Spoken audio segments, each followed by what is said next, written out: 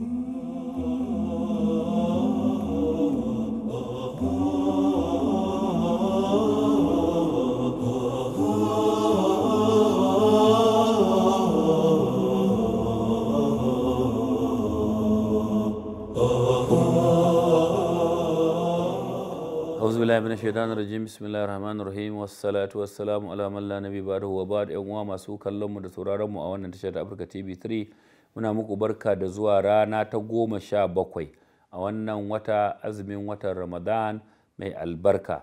A jiya mun dauko bayani akan yanda halittar dan adam take da kuma watakila sanadiyar da ake cewa mutum ya kamu da ciwon siga. To muna bayani zamu dora yau akan shi. Muna magana cewa halittar surar da aka gina jikin nan adam da bulo building blocks ake ce musu. To shi building blocks din nan in aka zo ana gini kowane bulo tsakaninsa da bulo na gaba akan sa watakila siminti. To wannan simintin da yake tsakanin bulo ta nan ne hanyar jini da laka da hanyar jijiyan kowane irin jijiya ta nan suke bi tunda ba su shiga cikin kowane cell din ba. To ta nan ne jini yake ɗauko siga in an gama markaɗa shi a ciki zai ɗauko siga ya ta zagayawa ko ina tun daga can ƙololuwar kai har tafin kafa duk inda jiki yake jini zai zagaya ya je gurin. To idan jini ya zagaya ya je to a kowane bulo dama a cikin bulo ɗin a cell ɗin a nan ne injin room ɗin nan ne factory inda manya-manyan injima wanda suke sarrafa glucose ya zama ƙarfi a samu kuzari a nan suke. To ka ko ga bayan da za a mutum ya shiga wani ɗaki in ba ya bi ta ƙofa ba. To akwai yanda shi glucose yake shiga, to ƙofar da yake shiga kowanne cell ɗin kowanne bulo akwai sinadarin da yake taimakon sa ya buɗe masa ƙofa ana ce masa insulin. Shi kuma insulin wata halitta ce a ciki bayan tumbi take ana ce mata pancreas, ita take fitar da sinadarin insulin. To idan sinadarin insulin ya fito shi ma za a feso shi. Daman da mutum ya ci abinci ya zo ya wuce daga tumbi ya fara shigowa cikin ƙaramin hanji, farkon ƙaramin hanji, to ita ma daman tana makotaka da wannan gurin. To in ta ji wucewar abincin za ta feso sinadaranta na su insulin da sauransu wanda za su je su yi tasiri duk inda glucose zai tafi su buɗe masa ƙofa. To idan aka zo insulin zai buɗe ƙofa ya shiga kowanne cell, ana zuwa sai a markaɗa shi sai ya zama sinadarin da zai ba jiki ƙarfi da kuzari.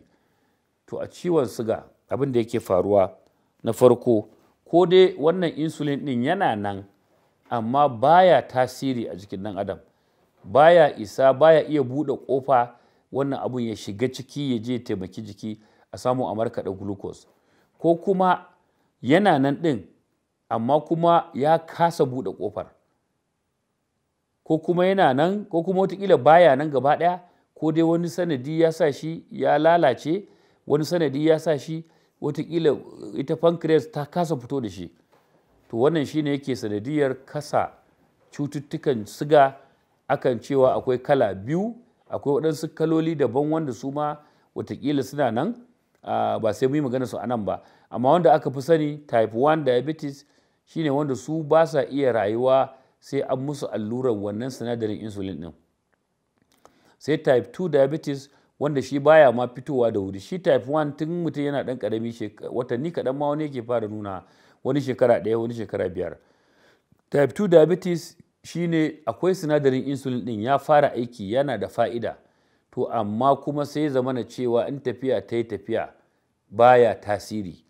Shi yasa ma shi type 2 diabetes baya fitowa sai daga shekaru 35, 40, 50 wani ma sai a fara ganin diabetes.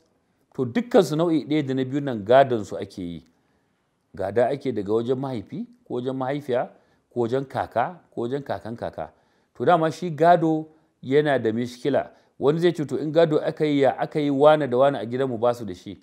To ai abubuwan da ake gada wato ɗabi'un da ake gada daga wajen iyaye sun kai yawan miliyan 120.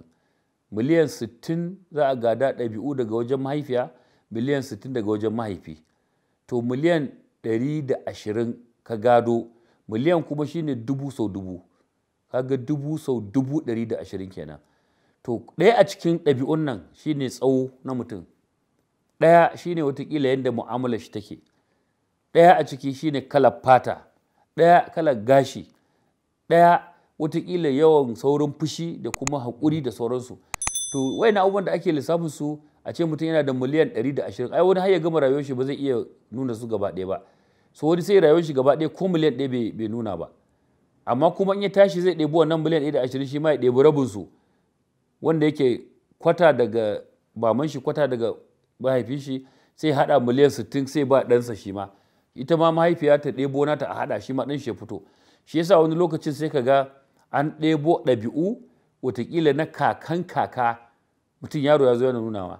A unguwa kuma sau da yawa za ga yaro ya zo ana ƙiriniya, a ce wannan yaron baya ji, sai wani tsoho ya ce ai saboda ba ku san kakansa wane ba ne, inda kun san shi ai bai bar komai a gurinsa ba. To mu a turancin likita muna kiran wannan skipping of generation, wato a tsallake wannan su al'umma a je can gaba a nuna ɗabi'a. Kuma akwai hadisi na tabbata wanda ya maganan wannan, wanda wani bafulatani wani balarabe ya zo ya ce da manzo sallallahu alaihi wasallam cewa matar shi ta haifi wani yanayin yaro, sai ce ina garken raƙubanka suke ko garken shanu ne? Aka je aka duba aka ga cewa ga wata farasal amma ta haifi ɗanta mai ɗan roɗi-roɗi. Ya aka yi haka? Ya ce ai haka suke a dabbobi. Manzo sallallahu alaihi wasallam ya ce haka za fil min adaba, su ma mutane haka suke ƙara samun irin wannan. So wannan scientific basis ta ilimin likita, wannan shine bayani, ana samun wannan. An gwada mana lokaci ya kawo jiki, za mu tsaya a nan insha Allah, gobe za mu ɗora inda muka tsaya. Wassalamu alaikum wa rahmatullahi ta'ala wa barakatuh.